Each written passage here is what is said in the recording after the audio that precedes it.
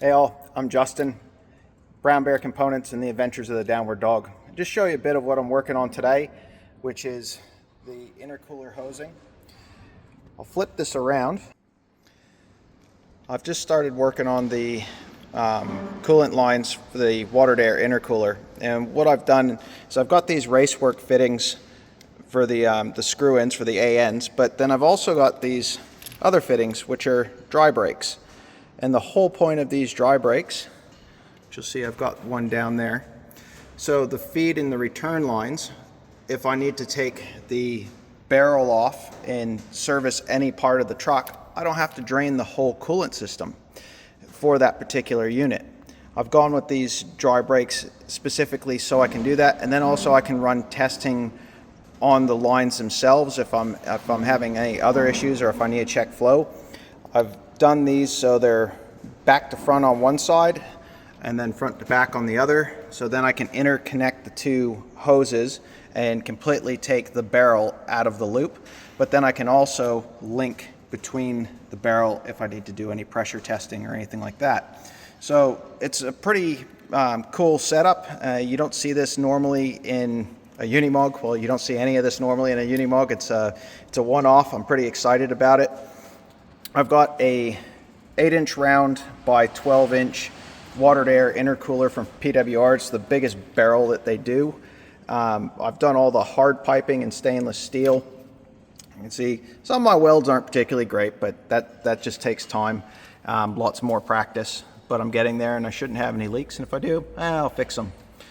I've got my engine coolant hoses, hot side going out and then running down between the turbos and manifolds and everything. I've got hard piping down the other end. I've got the two turbos interconnected, a few EGT ports. I've got the coolant line for the head set up so that loops back in, so it's got continuous flow there. And started with the alternator, so I'm using one of our high mount alternator kits. I've just got to swap the pulleys out and then connect all that up. Bit more to do, still a lot of wiring. But yeah, I'm pretty excited. This is coming along really well. I've got a lot of PWR stuff. They've done the barrel intercooler, the radiator, and the heat exchanger for the water-to-air intercooler, which is up the back. And I've got the compound Garrett turbo kits that I've developed. And yeah, then the whole engine, is a development thing that I've done myself as well. And really just excited to get this thing going. I have a feeling it's going to be a beast in its own. Still need to do airbox. I'm going to get rid of the factory one, do a high flow K&N setup. The whole point of this truck is I've kind of got a wild hair at my butt, and somebody said, oh, you can't really make a Unimog fast.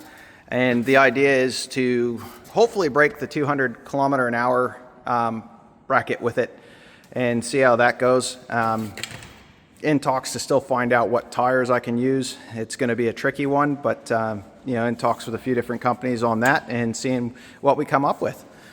But yeah, this is where we're at, and this is me and my toy. So thanks for having a look, appreciate it. And this is Justin with the Adventures of the Downward Dog and Brown Bear Components.